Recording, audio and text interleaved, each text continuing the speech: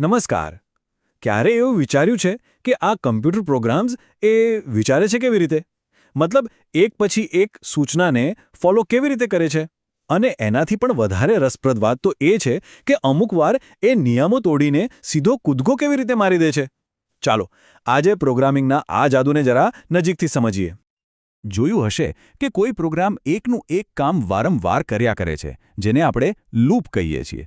અથવા તો ક્યારેક કોડની આખી લાઈનો જ સ્કીપ કરીને સીધો આગળ વધી જાય છે. આ બધું થાય છે કેવી રીતે?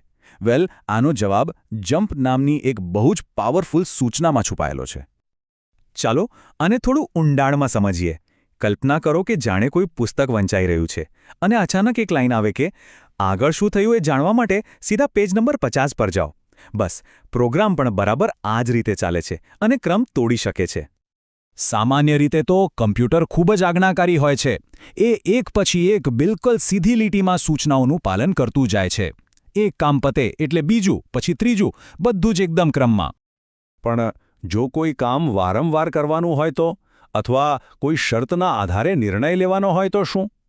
બસ આવા સમયે જ પ્રોગ્રામને કૂદકો મારવાની એટલે કે જમ્પ કરવાની જરૂર પડે છે. અને આ એક નાનકડી સૂચના પ્રોગ્રામનો આખો રસ્તો જ બદલી નાખે છે. તો હવે વાત કરીએ બિનશરતી જમ્પની. આ બિનશરતી શબ્દનો અર્થ શું છે? ચાલો જોઈએ કે આ પ્રકારનો કૂદકો આટલો ખાસ કેમ છે. એકદમ સરળ શબ્દોમાં કહીએ તો બિનશરતી જમ્પ એટલે એવો આદેશ જે પ્રોગ્રામને કહે કે તું અત્યારે જે કંઈ પણ કરે છે એ બધું જ છોડી દે અને તરત જ આ નવા સરનામા પર પહોંચી જા અને ત્યાંથી કામ શરૂ કર. કોઈ શરત નહીં, કોઈ સવાલ જવાબ નહીં, બસ જમ્પ એટલે જમ્પ. જુઓ, આપણા સ્ત્રોતમાં પણ આ જ વાત એકદમ સ્પષ્ટ લખી છે. આ સૂચનાઓ સીધા મેમરી એડ્રેસ પર જમ્પ કરે છે. આદેશ એકદમ સીધો અને સ્પષ્ટ છે. પણ સવાલ એ છે કે આ જમ્પ કામ કેવી રીતે કરે છે? એના કેટલા પ્રકાર હોય છે? ચાલો આપણા મૂળ સ્ત્રોત પર પાછા જઈએ અને એની રચનાને બરાબર સમજીએ. આ ટેબલ પર નજર કરીએ. આ એક ટેકનિકલ મેન્યુઅલમાંથી લેવામાં આવ્યું છે અને આજે આપણે જે સમજી રહ્યા છીએ એનો આ જ આધાર છે. પ્રોગ્રામ કેવી રીતે કૂદકા મારી શકે છે એનું બધું જ રહસ્ય આ એક ટેબલમાં છુપાયેલું છે. ચાલો આ ટેબલને થોડું સરળ બનાવીએ. અહીંયા 4 મુખ્ય જમ્પ દેખાય છે: જેએમપી, એજેએમપી, એલજેએમપી અને એસજેએમપી. દરેકની પોતાની એક ખાસિયત છે અને દરેકની એક કિંમત પણ છે. ચાલો જોઈએ કે એ શું છે. હવે સૌથી રસપ્રદ વાત પર આવીએ, આ જમ્પની કિંમત. હા, પ્રોગ્રામિંગમાં પણ દરેક વસ્તુની એક કિંમત ચૂકવવી પડે છે. ચાલો સમજીએ કે આ કિંમતનો અર્થ શું છે. જુઓ, બધા જમ્પ એક સરખા નથી હોતા. એમની વચ્ચેનો જે મુખ્ય તફાવત છે ને એ છે મેમરીમાં એક કેટલી જગ્યા રોકે છે. જેમ આપણી બેગમાં જગ્યા લિમિટેડ હોય એમ પ્રોગ્રામની મેમરી પણ લિમિટેડ હોય છે. સૌથી પહેલાં વાત કરીએ એલજેએમપીની, એટલે કે લોંગ જમ્પ. આ સૌથી શક્તિશાળી જમ્પ છે. એ પ્રોગ્રામમાં ગમે તેટલી દૂર કોઈ પણ ખૂણામાં પહોંચી શકે છે.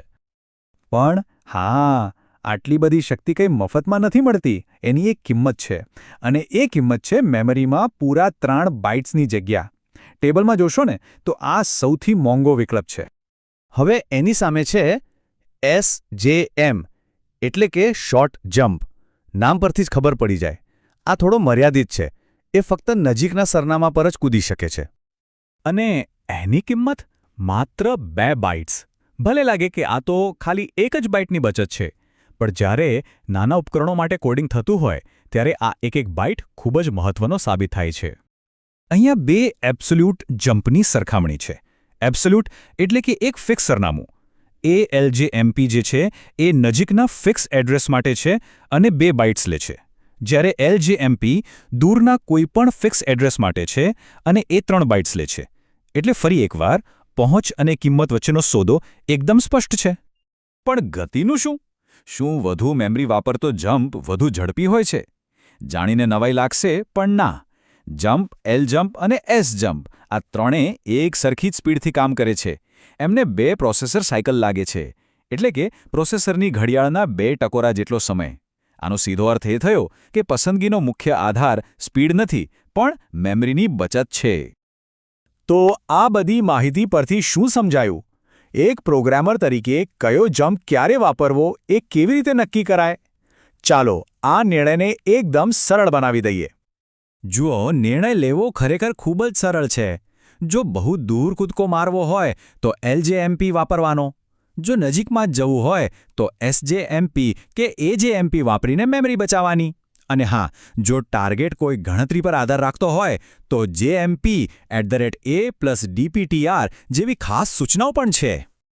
આખી પસંદગી એન્જિનિયરિંગના એક મૂળભૂત સિદ્ધાંત પર આવીને ઊભી રહે છે: પાવર વર્સેસ એફિશિયન્સી. એટલે કે વધુ પહોંચ અને શક્તિ જોઈએ છે કે પછી ઓછા સંસાધનોમાં કામ ચલાવવું છે? અને હા, અંતમાં એક સવાલ. આજનો જમાનો તો ગીગાબાઇટ્સ અને ટેરાબાઇટ્સનો છે, બરાબર ને? તો શું એવામાં ખરેખર માત્ર એક બાઇટ બચાવવાથી કોઈ ફરક પડે છે? શું લાગે છે? આ એક એવો સવાલ છે જે આપણને એફિશિયન્ટ પ્રોગ્રામિંગના મૂળ સિદ્ધાંતો પર ફરીથી વિચારવા માટે મજબૂર કરી દે છે.